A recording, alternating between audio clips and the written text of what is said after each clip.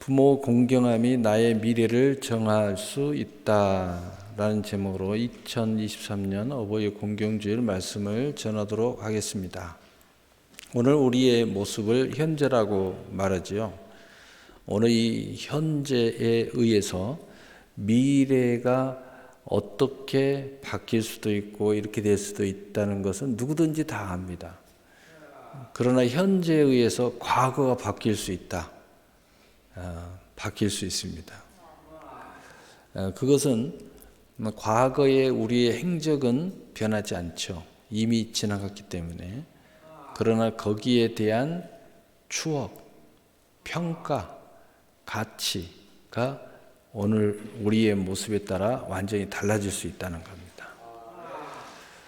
우리의 미래를 창조해 나가고 또 정할 수 있는데 지금 오늘의 우리의 모습이죠. 그런데 이 미래를 정하는 모습에 따라서 다시 오늘의 현재 우리 모습도 달라진다는 거죠.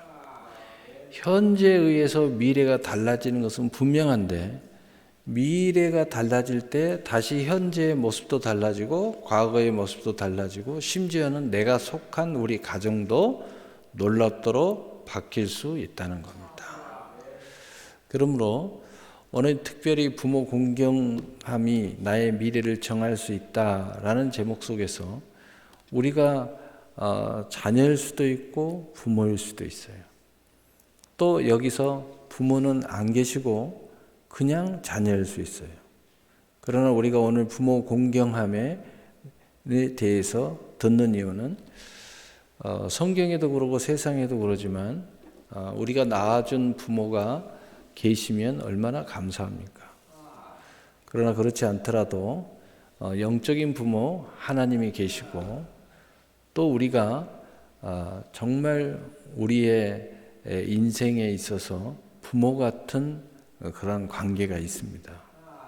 그래서 누구든지 오늘 이 부모 공경함의 의미를 잘 새겨 우리 마음에 받아들이면 또한 내일의 부모인 내가 또는 현재 내가 또는 과거에 있던 나의 흔적들이 놀랍도록 하나님이 말씀함으로 천지만물을 창조하듯이 우리의 인생의 여정에서 참으로 가벼운 마음으로 내 인생은 참으로 잘 살았구나 라는 그러한 평가 또 내 스스로 신앙 고백 또 하나님 앞에 우리가 섰을 때 바로 서는 아름다움이 있게 될 줄로 믿습니다.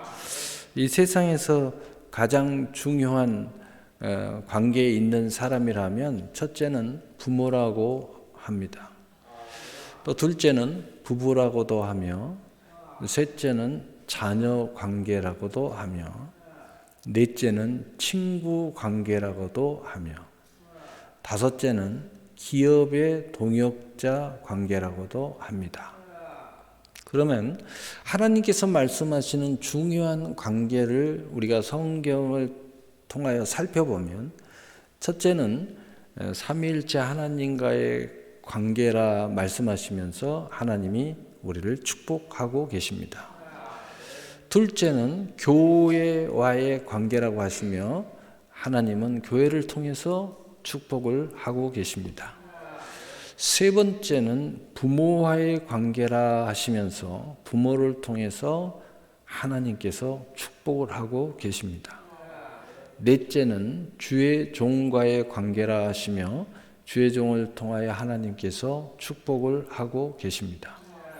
다섯째는 하나님의 나라, 이 구원이라고 하시면서 이 하나님의 나라가 여기 있다 저기 있다 할 것이 아니요 너희 안에 있느니라 라고 말씀하시면서 이 하나님의 나라의 그 세움과 또 임재를 통해서 우리를 마음껏 축복하십니다.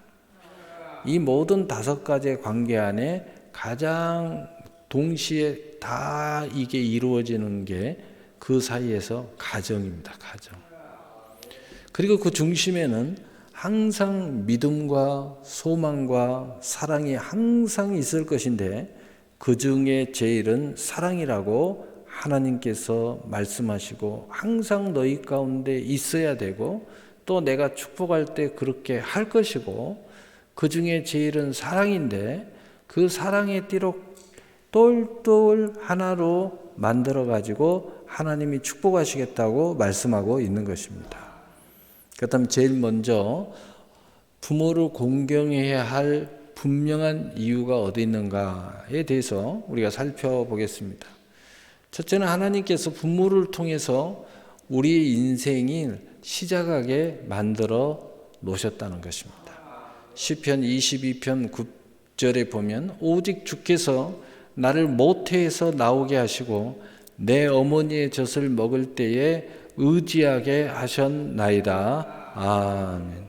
하나님의 생기의 시작이 이미 창세 전에 또 우리가 모태에서 형성하기 전에 이미 하나님께서 우리를 다 알고 보셨다라는 성경도 있고 또 하나님이 이미 계획하시고 애정하시고 섭리하시고 축복하셨지만 그러나 우리가 구체적으로 오늘 부모 공경주일이니까 부모와 연관시켜서 이 하나님으로부터 출발한 것을 부모로부터 우리가 다시 쳐다보면 하나님의 생기의 시작이 이 부모, 어미의 모태로부터 시작하게 하나님이 하셨다는 겁니다. 하나님이 말씀 한마디로 그냥 창조할 수도 있고 또 아담과 하와를 지었던 것처럼 지을 수도 있지만 왜 모태로부터 시작하게 하셨을까라는 것을 우리는 깊이 생각해 보아야 한다는 것입니다. 왜 가족이란 걸 만들었을까? 왜 부부란 걸 만들었을까? 왜 자녀를 통하여 우리가 이 땅에서 이렇게 나와서 번성하고 그리고 이런 모든 우여곡절을 겪고 과정을 겪고 우리가 천국에 이르게 하셨을까를 우리는 깊이 생각해 봐야 한다는 것입니다. 잘 몰라도 하나님께서 이렇게 하실 때는 이게 중요하구나. 이게 하나님이 이렇게 하실 때는 이런 관계가, 이 부부 관계가, 이 부모와 자녀 관계가 특별한 의미가 있겠구나. 라는 정도는 눈치를 채고 사셔야 우리가 하나님 앞에 큰 은혜의 사람이 될 수 있는 것입니다. 그리고 부모의 몸에서 부녀되어 나오게 하셨다. 부녀되어 나오게 하셨다는 것은 한 몸으로서 있다가 그 몸으로 이제 떨어져서 나왔다는 거예요. 왜 하나님이 그렇게 하셨을까? 이것에 대해서 생물학자들은 아주 멋지게 설명합니다. 유전학자들도 멋지게 설명합니다.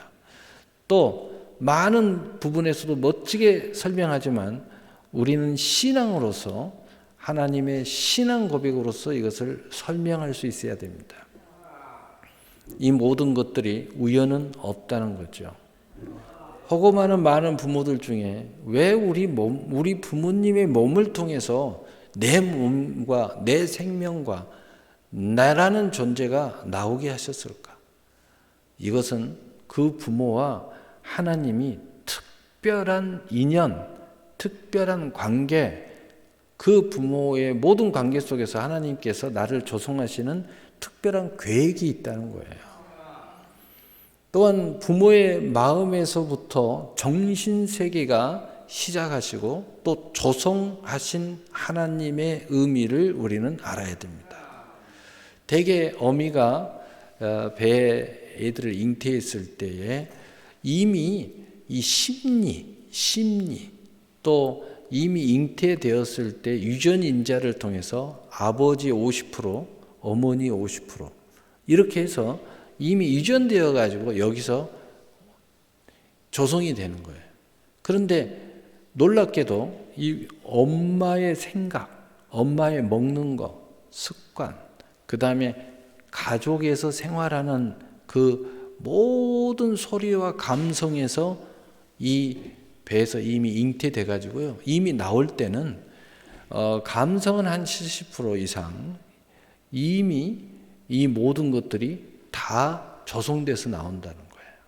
그리고 더 놀라운 것은 지능, 지능, 또 생활의 지능, EQ, 이런 등등의 많은 그 표본이 있는데, 그런 기준이 있는데, 그런 것들은 가정에서 어린아이가 딱 나오자마자 어떻게 길렀느냐, 이미 5세 이하에서 다 정해진다는 거죠. 그래서 유아 때의 이 가정생활이 굉장히 중요한 거예요. 그래서 이 부모의 눈을 맞추며 세상을 보기 시작하게 하신 하나님의 그 의미를 알아야 돼요.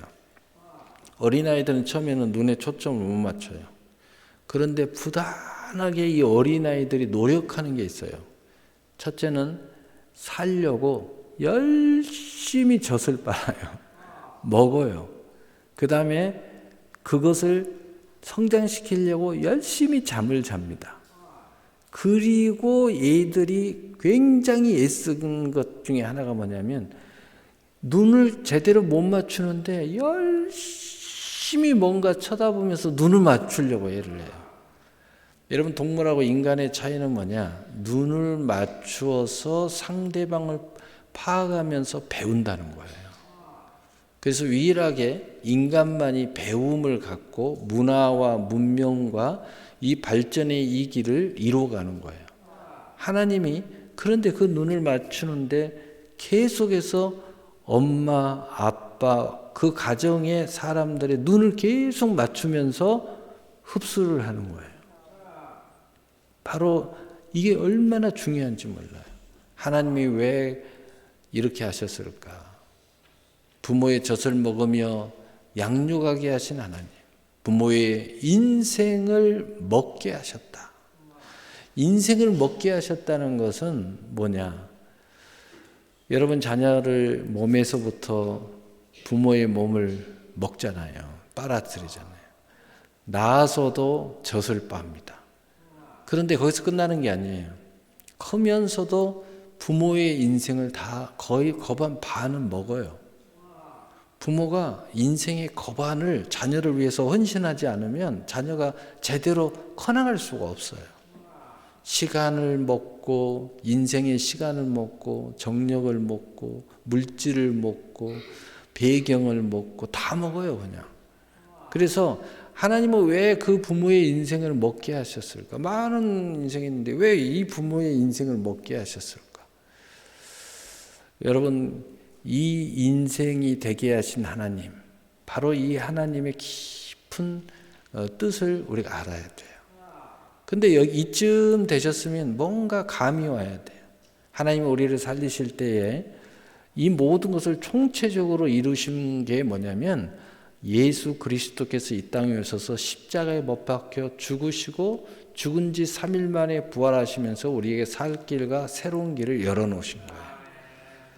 그 의미가 십자가에 다 들어있어요.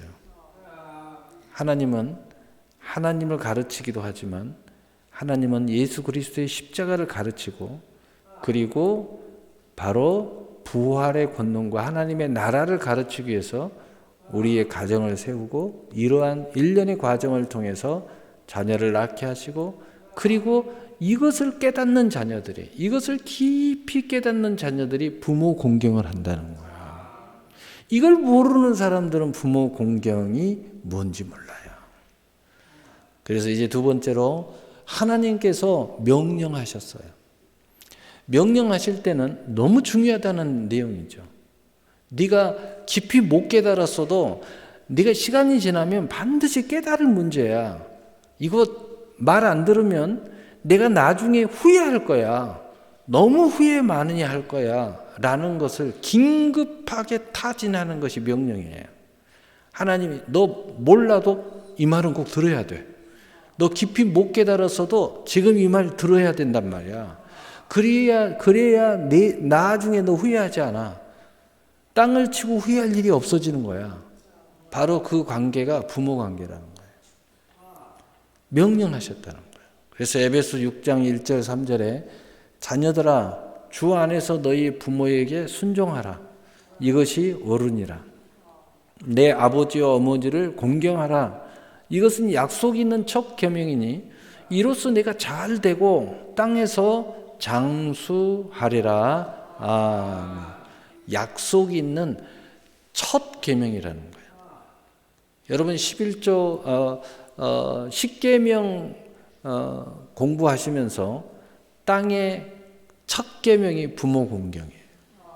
그래서 약속 있는 땅의 축복의 첫 계명이 부모 공경이라는, 바로 그 의미로 이야기하는 거예요. 여러분이 이 땅에서 많은 축복을 사모하는데 그 축복의 하나님의 약속의 첫 계명이 부모 공경이라는 거예요. 부모를 공경하는 첫 계명을 지킬 때에 하나님의 축복의 모든 약속이 우리의 모든 삶의 활동에서 성취되어 간다는 거예요. 공경하는 과정을 통해서 하나님께서 수많은 은혜의 통로를 열으시고 베푸시고 깨닫게 하시고 우리가 갖게 하시고, 또 이런 과정을 통해서 믿음이 성장하고 또 우리의 인생이 성장하고 또 우리 인생의 방향을 깨닫고, 이런 놀라운 하나님의 은혜를, 수많은 은혜, 카리스, 선물을 하나님 우리에게 주신다는 거예요. 그래서 범사가 잘 되고 장수하는 축복을 주시는 하나님의 약속이 여기에 있다는 겁니다. 하나님의 명령에서 하나님의 계획이 있음을 믿어야 합니다. 여러분, 우리가 믿음이 너무 연약해도 하나님이 명령하신다, 믿음이 너무 바닥이면 기분 나쁜 이야기죠. 설명도 안 해주고 하라고 하면은. 그렇지만 명령하신다, 바닥은 아니고 살짝만 믿음이 있어도 눈치 코치가 있어야 돼. 하나님의 축복을 받는데 명령할 때는 너무 이건 중요한 거야. 너를 위한 거니까 일단 지켜, 이러잖아요. 우리 부모들이 자녀 교육할 때 자녀들이 이해 못하면 뭐라고 그래요? 부모 말 들어라. 너 나중에 부모 되면 알 거야. 예, 알지요. 부모 되면 다 압니다. 근데 그때는 후회하는 거죠. 지금 들었어야 부모의 은혜에 너무 만극합니다. 부모 은혜가 너무 그때 컸습니다. 그때 우리 부모님이 나를 이렇게 꽉 안 잡아줬으면 내가 오늘 이 부모의 은혜를 이렇게 크게 생각할 수 있었겠습니까? 라고 여기겠죠. 대부분의 사람들이 다 그래요. 후회하는 사람들은 거꾸로 이야기해요. 왜 그때 나 안 붙잡아 줬냐고. 왜 그때 나 집 나갔는데 잡아갖고 집에다 데리고 와야지 내버려 뒀냐고. 이런 이야기 저런 이야기 온갖 이야기 다 합니다. 참 안타깝죠. 하나님의 명령은 하나님의 그 큰 계획이 있음을 믿어야 합니다. 결국 하나님께서 모든 것에 대해 일하고 계심을 믿어야 한다는 것입니다. 하나님의 명령은 하나님과 1대1의 관계는 누구든지 지키려고 해요. 그런데 갑자기 하나님의 명령이 사람 관계에 대해서 이야기하고 또 어떤 일에 대해서 이야기하면 이게 조금 문제가 생기는 거예요. 왜냐? 내가 별로 하고 싶지 않고 내가 별로 좋아하지 않고 이러면 문제가 되는 거죠. 그래도 내가 하나님과는 관계 1대1은 잘하고 있잖아요. 이렇게 이야기하고 싶은 거죠. 그러나 하나님은 모든 천지 만물을 통하여 일하고 계신다. 하나님이 다 하고 계신다. 이걸 꼭 알아야 돼요. 그래서 누구든지 할 때 성경에 뭐라고 그랬어요? 죽게 대하듯 하라. 이 비밀의 말씀을 이해하게 되는 순간부터 인생의 눈이 열리는 거예요. 활동이 영적인 사람으로 바뀌는 거예요. 여러분은 교회 와서만 영적이다, 그렇지 않아요. 세상의 모든 삶도 영적인 삶이 돼야 돼요. 그런데 이러한 하나님의 섭리와 역사를 이해할 때 비로소 내 직장 생활도 영적인 생활이 될 수 있고, 돈 버는 것도 영적인 생활이 될 수 있고, 노는 것도 거룩해질 수 있고, 그리고 나의 모든 삶이 아름다워질 수 있는 거예요. 그렇다면 두 번째, 구체적으로 부모를 공경할 수 있는 방편에 대해서 말씀을 나누겠습니다. 빌립보 4장 13절에 내게 능력 준 자 안에서 내가 모든 것을 할 수 있느니라. 우리가 먼저 이 말씀을 읽은 이유는 여러분 내가 정말 믿음이 문제지 있으면 다 할 수 있는 겁니다. 다 할 수 있어요. 오늘 여러분이 이렇게 예배를 드릴 수 있듯이 다 할 수 있는 겁니다. 그래서 먼저 믿음의 선진을 따라가는 부모 공경에 대하여 말씀을 나누려고 합니다. 우리 부모가 나보다 믿음이 더 좋아요. 그리고 잘 몰라도 우리 부모는 그냥 하나님이 최고야. 성경을 그냥 날마다 읽으면서 뭐 아브람 이야기하고 야곱 이야기하고 뭐 이삭 이야기하고 하면서 그분들의 길을 발자취를 열심히 따라가려고 애를 써요. 여러분 부모가 이런 부모라면은 우리는 부모 공경을 어떻게 해야 될까? 이 부모의 은혜를 잘 살펴서 자녀의 은혜의 선물로 삼으시라는 겁니다. 우리 부모님이 믿음이 좋은데, 우리 부모님이 이렇게 신앙생활 잘하는데 그 부모님에게 하나님이 주신 선물들이 있다는 거예요. 여러분 그걸 살펴서 자녀들은 그 부모가 가지고 있는 선물을 받아야 된다는 거예요. 누구보다도 쉽게 받을 수 있어요. 부모님은 여러분 사랑하기 때문이에요. 부모님은 여러분을 축복하려고 애쓰기 때문이에요. 그래서 누구보다도 더 받을 수 있고, 그리고 옆에서 이 희노애락을 같이 하기 때문에 그 선물을 그냥 받아갈 수 있는 거예요. 그래서 절로 하나님의 은혜 앞에 부모 공경이 될 거라는 거예요.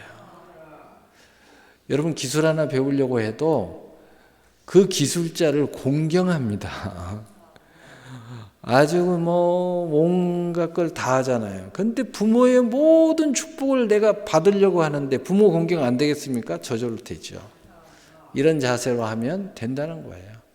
그래서 잠언 22장 4절 6절에 겸손과 여호와를 경외함의 보상은 재물과 영광과 생명이니라.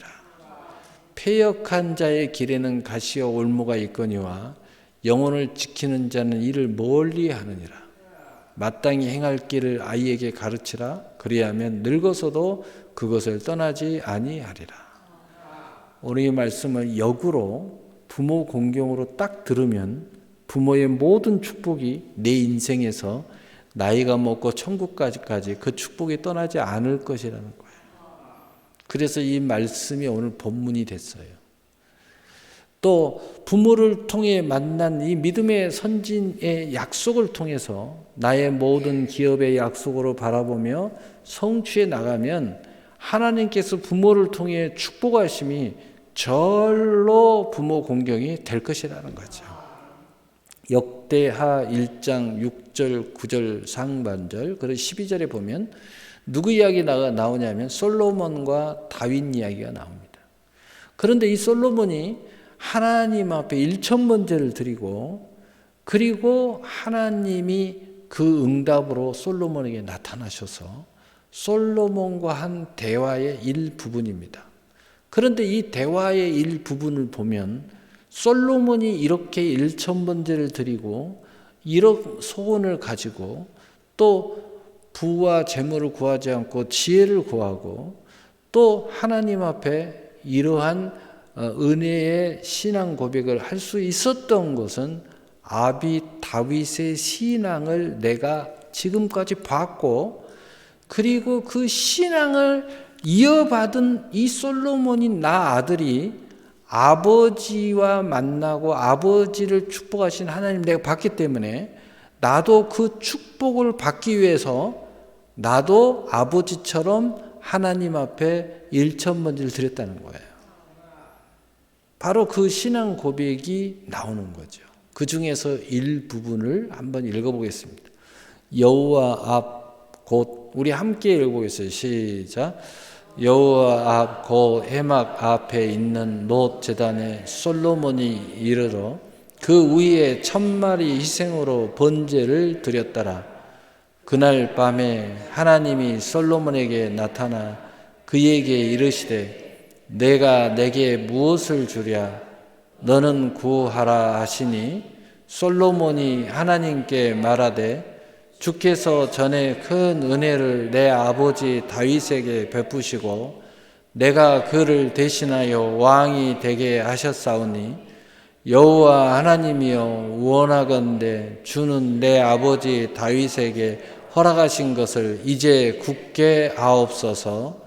그러므로 내가 내게 지혜와 지식을 주고 부와 재물과 영광도 주리니 내 전에 왕들도 이런 일이 없었거니와 내 후에도 이런 일이 없으리라 하시니라.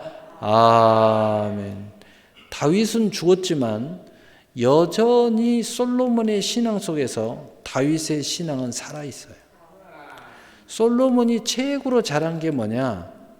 바로 다윗을 이렇게 부모를 공경하는 마음이 확 열려져서 그 다윗의 신앙을 통째로 먹었다는 거예요. 통째로 솔로몬의 인생의 중심으로 끌어들였다는 거예요. 그래서 솔로몬의 평생의 삶은 다윗의 신앙을 기초로 한 하나님의 만남이었어요. 그래서 어찌 보면 다윗은 수많은 전쟁을 하고 수많은 피를 보면서 정말 예수님의 왕권을 상징도 하고 하나님 앞에 마음이 합한 자이기도 하지만 누리는 것으로 이야기하면 솔로몬의 발자취도 따라올 수가 없어요. 솔로몬은 이 세상의 부귀영화 공명을 그냥 측량할 수 없도록 누린 사람이에요. 너무 누려서 죄에 빠지는 그러한 착오의 인생도 생기게 됐지만 너무너무 누리다 보니 세상의 복을 너무 많이 누리다 보니까 이 물질, 권세, 정욕 어느 것 하나 이 세상에 어떤 사람 와라 해도 의자 왕보다 더 누리는 사람이야. 그러니까 이게 솔로몬이에요. 얼마나 하나님의 축복을 받았냐면은 그 다윗의 신앙을 기초로 해서 자기 신앙을 세우니까 이런 큰 복을 받은 거예요. 그래서 솔로몬을 이끌고 이 하나님의 축복을 성취하고 있었다는 거죠. 두 번째로 나보다 어린 신앙을 소유한 부모 공경에 대하여 말씀을 전하려고 합니다. 어찌된 영문인지 나보다 부모님이 신앙이 좀 부족해요. 이런 경우가 이제 발생할 수 있어요.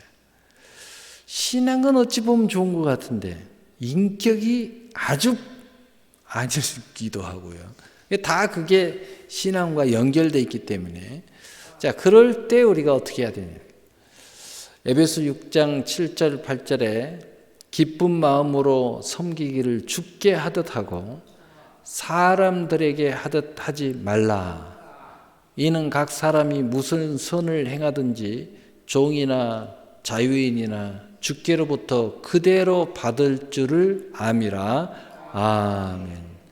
우리 주님을 섬긴 것처럼 부모 공경을 해야 된다는 겁니다.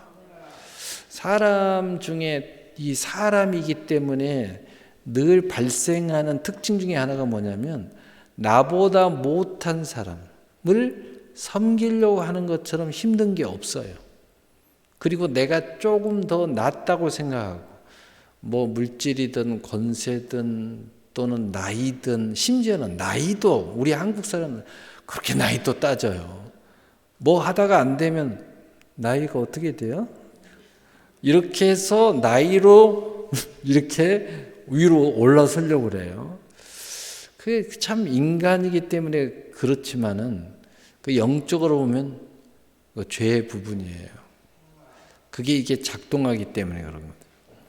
그런데 여러분 이게 그래서 어렵다는 거예요. 내가 신앙을 안 가질 때는 이러든 저러든 세상 사람들처럼 그냥 기본은 하는데 신앙을 갖고 믿음을 갖다 보니까 그리고 부모를 보니까 우리 부모가 이렇게 형편없는 사람인 줄 몰랐어요. 이렇게 믿음이 부족한 사람인 줄 몰랐어요. 또 믿음이 이렇게 한쪽으로 치우친 사람인 줄 몰랐어요. 등등의 여러 가지 상황이 발생하지만 그냥 단순하게 나보다 좀 못하다 이렇게 제가 표현을 했어요. 그래도 불구하고 우리 주님을 섬긴 것처럼 부모를 공경하라고 하나님은 말씀하고 있어요.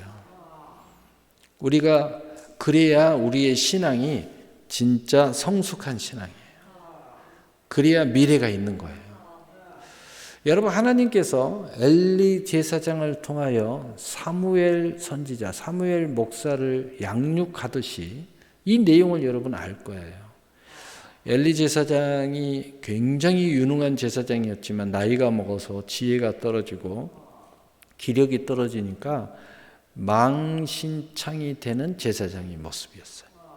정말 하나님 앞에 큰 부족하고 어리석고 범죄 속에 있는 제사장이었어요. 그런데 하나님이 거기에다가 그런 제사장에게 사무엘을 맡겨요. 그런데 그런 제사장 안에 사무엘 같은 어마어마한 큰 종이 나옵니다. 그 이유는 뭐냐?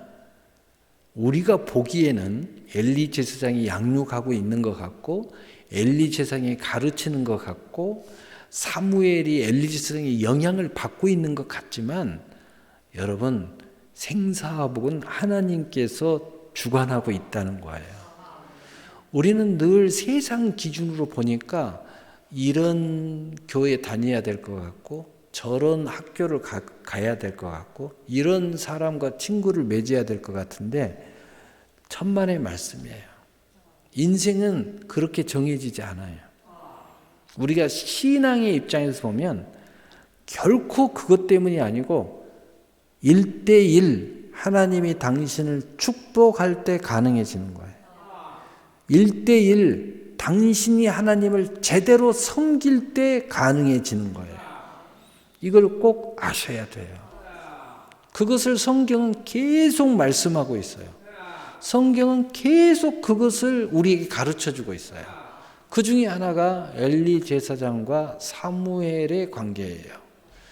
바로 엘리 제사장을 통하여 사무엘을 양육하듯이 우리 주님을 대하듯이 할 때 여러분이 이러한 신앙, 이러한 하나님의 섭리와 역사를 믿고 의지하고 주님을 대하듯이 할 때 하나님께서 모든 것의 목자로서 여러분 자신을 양육하고 축복하실 것을 믿으시기를 바랍니다. 나는 부족한 부모를 공경하지만 하나님은 부족하지 않습니다. 그러므로 하나님이 여러분을 마음껏 축복하시고 양육하실 거라는 거예요. 목자장 대신 우리 주님의 마음을 그 중에 가지게 될 것입니다. 그래서 가정에 보면 어린아이들이 어른과 같은 어린아이들이 있어요. 일찍이 어른과 같아요. 근데 되게 어른과 같은 자녀들을 보면은 그 가정이 좀 어렵다든가 또는 부모가 병들었다든가 또는 부모가 장애가 있다든가 또는 형편없는 어떤 좋지 않는 부모 밑에 있다든가 이런 자녀들을 보면요 굉장히 성숙해요. 왜냐하면 일찍이 깨달았어요. 그래서 내가 내 인생을 책임져야 되겠다. 내가 내 가정을 책임져야지 아이고 우리 부모한테 못 맡겨. 이렇게 딱 생각하는 자녀들은요 일찌감치 어른이 돼요. 그래가지고 굉장히 성숙해요. 그래서 일찌감치 돈벌이로 나가고요. 일찌감치 공부는 야간에 하고 이런 도저히 같은 나이라고 볼 수 없을 정도로 성숙해요. 그런 아이들을 보면 어찌 한편으로는 좀 안타까움도 있지만 또 한편으로 보면 일찌감치 이렇게 성숙해서 이렇게 인생을 잘 살아가니 얼마나 대견한가 이런 생각이 들어요. 그래서 여러분 이런 마음으로 우리가 부모를 공경하면 빌립보서 2장 5절에 너희 안에 이 마음을 품으라 곧 그리스도 예수의 마음이니 예수님의 마음을 일찍 이해하기 시작한다는 거죠. 그런 마음이 일찌감치 신앙적으로 성숙해져요. 얼마나 멋져지겠어요 인생이. 일찌감치 깨달아가지고 부모 공경하는 순간부터 이걸 배워가지고 부모 못지않는 벌써 성숙한 신앙을 가지고 이제 성장하기 시작하니까 얼마나 아름다워지겠냐 이거예요. 세 번째로는 믿음이 없는 부모 공경에 대하여 마지막으로 말씀을 나누겠습니다. 믿음이 없다. 참 어려운 관계입니다. 나는 믿음이 있는데 우리 부모가 믿음이 없어요. 야, 이런데 부모 공경을 어떻게 해야 되나? 참 어렵죠. 오늘 에베소 6장 1절 3절을 다시 읽으면 자녀들아 주 안에서 너희 부모에게 순종하라. 이것이 옳으니라. 내 아버지와 어머니를 공경하라. 이것은 약속이 있는 첫 계명이니 이로써 내가 잘 되고 땅에서 장수하리라. 먼저 우리가 알아야 될 것은 뭐냐면 주 안에서 부모에게 순종하라. 이것이 옳다. 이런 이야기죠. 그게 무슨 이야기냐면은 부모가 믿음이 없기 때문에 여러 가지 우리의 신앙을 벗어난 이야기를 많이 할 수 있다는 거죠. 그랬을 때 우리는 굉장히 마음의 고단함을 느낍니다. 너무 힘들어요. 이거 하나님 원하지 않는 건데, 하나님 기뻐하지 않는데, 그런데 부모님이 이걸 원하는 건데 참 힘들어요. 그래서 성경은 명쾌하게 이야기합니다. 주 안에서 부모를 공경하라. 믿음 안에서만 순종이 가능하다는 말씀을 하고 있어요. 명쾌하게. 그러나 섬김은 다른 문제예요. 공경은 다른 문제예요. 순종과 공경과 섬김은 분명히 다르다고 성경은 말하고 있어요. 순종은 믿음 안에서 하는 거예요. 순종은 주님께 하는 거예요. 순종은 내 믿음으로 하는 거예요. 그러나 공경과 섬김과 나눔과 구제는 전혀 다른 문제라는 거예요. 믿음이 없어도 가능하다는 거죠. 전혀 세상에 악인들에게도 가능한 거예요. 그래서 예수님은 이렇게 말해요. 원수도 사랑하라. 우리가 순종은 다른 문제지만 사랑은 할 수 있다는 거죠. 나눔도 할 수 있어요. 공경도 할 수 있다는 거죠. 여러분 이걸 아셔야 돼요. 축복도 할 수 있어요. 그래서 이것을 우리는 분명히 할 때 순종은 다른 문제지만 공경과 섬김과 나눔과 축복과 전도는 다 가능하구나. 여러분 전도하는데 믿음 있는 사람 전도하는 거 아니잖아요. 믿음 없는 사람 전도하잖아요. 또는 믿음이 있어도 세상에서 떠나가는 사람, 믿음을 잃어버린 사람들을 인도하잖아요. 여러분 이거 가능한 거예요. 부족해도 가능하고 없어도 가능하고 말도 안 되는 사람도 가능한 거예요. 여러분 이런 차원에서 믿음 없는 부모를 쳐다보면 우리 부모님은 그래도 인간적으로 나를 사랑하잖아요. 인간적으로 신앙적으로는 이게 조금 결이 좀 다르지만 인간적으로 얼마나 사랑합니까? 그리고 오늘의 나를 있게 한 부모님이란 말이에요. 그러니까 우리가 충분하고 남도 전도하는데 남도 섬기는데 남도 구제하는데 날 낳아준 부모님이 믿음 없다고 업신여기면 안 된다는 거죠. 우리 부모를 더 사랑해야 된다는 거죠. 더 공경해야 된다는 거죠. 그러나 최종 목표가 있어요. 왜냐? 우리 부모 믿음 없는데 최고의 선물이 뭘까요? 최고의 공경이 뭘까요? 전도하는 거예요. 손을 잡고 같이 천국에 가는 거예요. 이거보다 더 큰 효도가 없어요. 그래서 여러분이 섬기고 공경하는 모든 일련의 내용들이 있어요. 뭐 선물을 하고 또 생일을 챙기고 뭐 여러 가지 것들이 있을 거예요. 그러나 믿음이 없는 부모의 최종 목표는 뭐예요? 전도예요. 영혼 구원이죠. 그래서 믿음을 떠나게 하는 등에 대하여 순종할 의무는 없다는 말씀입니다. 그러나 그럼에도 불구하고 여전히 부모 공경은 살아있어 부모를 공경해야 합니다. 먼저 하나님의 구원의 약속을 붙잡는 것에서부터 시작해야 됩니다. 사도행전 16장 31절에 이르되 주 예수를 믿으라 그리하면 너와 내 집이 구원을 받으리라. 아멘. 내가 예수 믿는 순간 우리 가족은 다 구원받는다는 약속이 성경에 쓰여져 있어요. 여러분 부모 공경할 때, 또 가족들 구원할 때 여러분 이 약속 꽉 붙잡고 시작해야 된다는 거예요. 아, 그렇지. 주 예수 그리스도를 믿으라. 아, 내가 믿었으니까 너와 내 집이 구원을 얻으리. 야, 이 약속이 있구나. 내가 이것을 믿고 시작해야 되겠구나. 이 마음을 가지었을 때에 많은 일련의 섬김과 나눔과 또 믿음 없는 자녀를 양육하는 것도 똑같은 관계예요. 내 자식이니까 사랑해야죠. 내가 낳았잖아요. 내가 사랑 안 해주면 이 친구를 누가 사랑해 주겠어요?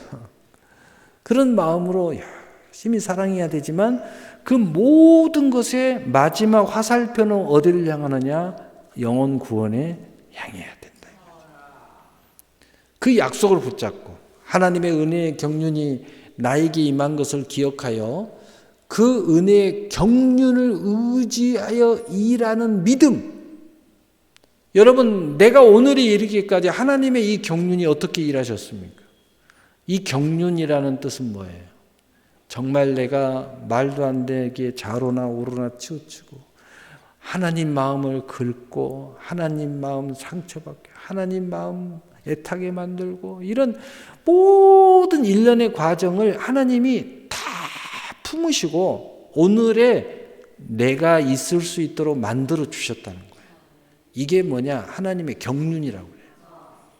그렇다면 우리의 믿음의 경륜은 뭐냐? 어떤 경우가 있어도 이 우여곡절을 다 딛고 우리가 믿음으로 마침내 승리하는 것이 믿음의 경륜이에요. 우리가 믿음 없는 부모를 공경하고 믿음 없는 자녀를 사랑하고 양육하는데 하나님이 나에게 이런 경륜을 베풀었듯이 이제 내 차례라는 거예요. 내가 이 믿음의 경륜으로 이 모든 것을 시작하고 결국은 승리하게 만들어야 된다는 거죠. 그래서 이 경륜을 의지하여 일하는 믿음은 결국 구원에 이르게 된다고 성경은 분명하고 똑똑하게 쓰여져 있어요. 우리 함께 읽어보겠어요. 시작. 베드로전서 1장 9절 시작. 믿음의 결국은 곧 영혼의 구원을 받음이라. 아멘. 할렐루야.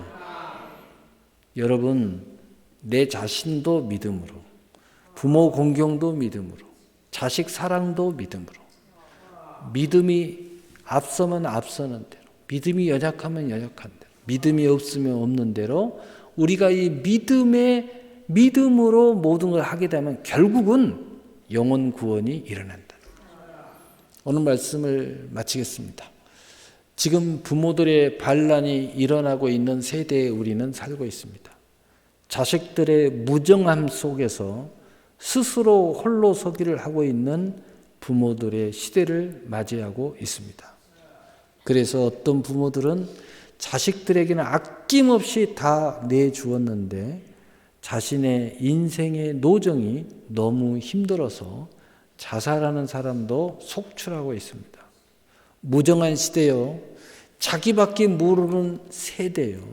물질이면 다 된다고 생각하는 땅의 시대를 맞이하고 있는 것입니다. 이때 우리 모두는 이 모든 일과 사역이 하나님의 손 안에 있음을 우리는 믿고 또 믿고 또 믿고 흔들리지 말고 그리고 살아가야 됩니다.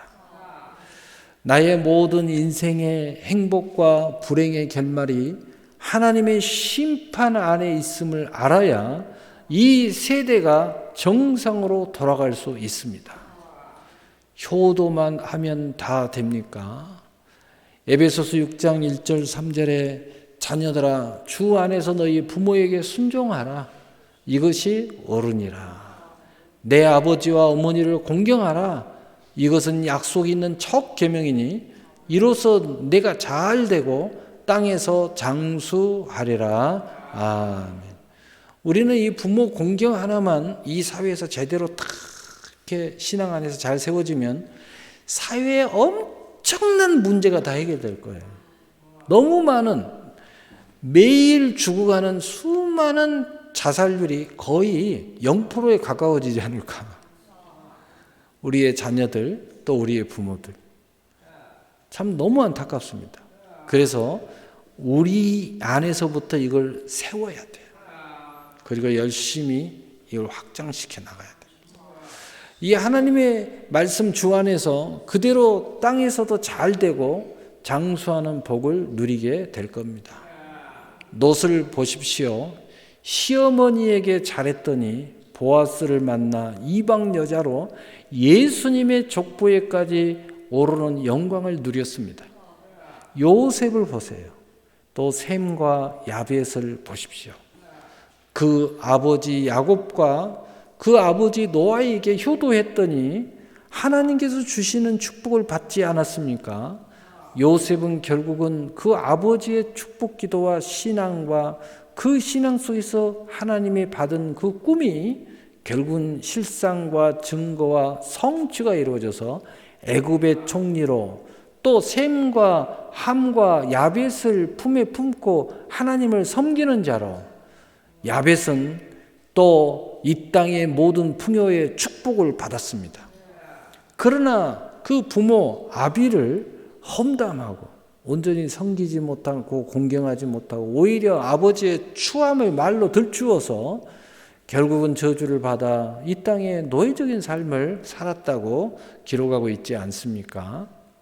모든 생사복이 하나님께 있음을 믿고 있기에 하나님 때문이라도 하나님 마음에서 믿음으로 신앙으로 경륜으로 부모를 공경해야 합니다. 믿음에 합당하게 우리는 행해야 하는 것입니다. 그래서 잠언 23장 25절에 내 부모를 즐겁게 하며 너를 낳은 어미를 기쁘게 하라. 아멘. 주 안에서 하나님께서 기뻐하시는 신앙 고백적 부모 공경이 바로 효도인 것입니다. 주님 안에서 부모 공경 잘 되심으로 여러분에게 약속 있는 미래, 멋지고 아름답고 선이 있으면서 하나님의 나라를 소유하고 그리고 영원토록 우리 주님과 즐거워하시는 미래를 소유하시고 그리고 그 미래를 소유할 쯤에 다시 과거를 쳐다볼 때 내가 생각했던 과거와 완전히 사뭇 달라지는 여러분이 승리했을 때 모든 게 아름다워져서 간증과 증거가 되는 그런 미래를 소유하시는 여러분이 되시기를 우리 주 예수 그리스도의 이름으로 축복합니다. 축복합니다. 아멘. 사랑의 하나님.